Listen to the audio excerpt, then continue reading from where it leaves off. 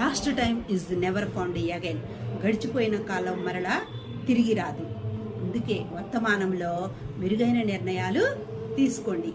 ఉదాహరణకు ఒక అమ్మాయి తను మంచి లక్ష్యాన్ని ఏర్పరచుకుంటుంది. పెద్దయిన తర్వాత నేను మంచి వ్యాపారవేత్తను కావాలి అని అనుకుంటుంది.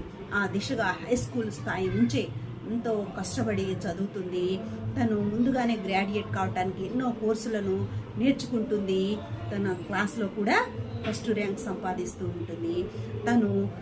తన సోషల్ లైఫ్కి ఆటలు పాటలు అన్నింటికీ కూడా దూరంగా ఉండి కఠోరంగా శ్రమించి ఎంతో కష్టపడి చదువుకుంటుంది.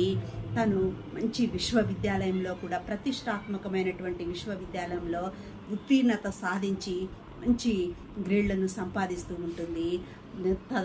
తదనుగుణంగా మంచి కంపెనీలో శీఘ్ర పదోన్నతులు కలిగినటువంటి మంచి కంపెనీలో ఉద్యోగం లభిస్తూ ఉంటుంది. ఏ లక్ష్యం లేనటువంటి తన క్లాస్మేట్స్ కన్నా తను ముందుంటుంది.